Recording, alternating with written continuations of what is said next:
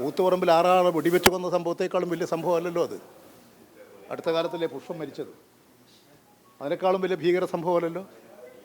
ചീമേനിയിൽ 5 പേരെ ചുട്ടുകൊന്നതിനേക്കാളും വലിയ ഭീകര സംഭവമല്ലല്ലോ. ഇതെല്ലാം ഓർക്കുന്നത് നല്ലതാണ്. ഞങ്ങൾ ഇതിനെയൊന്നും ഭയപ്പെടുന്നവരല്ല. ഞങ്ങൾ എന്തെല്ലാം കണ്ടിട്ടുള്ളവരാണ്, അനുഭവിച്ചിട്ടുള്ളവരാണ്.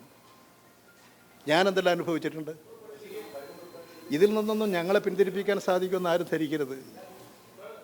അതുകൊണ്ട് നല്ല അവധാനതയോടുകൂടി പക്വതയോടുകൂടി കാര്യങ്ങൾ കണ്ട് കൈകാര്യം ചെയ്യുക, ജനക്ഷേമത്തിന് മുൻതൂക്കം കൊടുക്കുക, കേരളത്തിൻ്റെ സമഗ്ര വികസനം പുരോഗതി അതിനു വേണ്ടിയിട്ടുള്ള പരിഗണന കൊടുക്കുക, അതിന് കേരളത്തെ ആകെ ചേർത്ത് പിടിക്കാൻ വേണ്ടി ശ്രമിക്കുക എന്നുള്ളതാണ് ഒരു പുതിയ ഗവൺമെൻറ് ചെയ്യേണ്ടത്.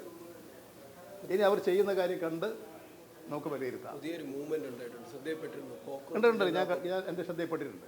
കാത്തിരുന്ന് കാണാറുണ്ട്. അതുപോലെ തന്നെയല്ലേ ഇപ്പോൾ തമിഴ്നാടിൽ അധികാരത്തിൽ വരുന്നത്. അതൊരു പുതിയ കാലഘട്ടത്തിൻ്റെ ഒരു പ്രത്യേകതയാണ്. നമുക്കത് നിരീക്ഷിക്കാം. അതിനെക്കുറിച്ച് നല്ലതുപോലെ എല്ലാ രാഷ്ട്രീയ പാർട്ടികളും, ദേശീയ പാർട്ടികളും, ഇടതുപക്ഷ പാർട്ടികളും വലതുപക്ഷ പാർട്ടികളും എല്ലാം ചിന്തിക്കട്ടെ. ഈ കാലഘട്ടം വലതുപക്ഷ തീവ്രവാദത്തിൻ്റെ ഒരു ശക്തിപ്പെടലിൻ്റെ കാലഘട്ടമാണ്. അമേരിക്ക ഭരിക്കുന്ന ഒരു വലതുപക്ഷ തീവ്രവാദിയാണ്. ഈ അപകടകരമായ സാഹചര്യം ലോകത്തിലുണ്ട്. ലോകത്തിൽ വലിയ സംഭവങ്ങൾ ഉണ്ടാകുകയാണ്.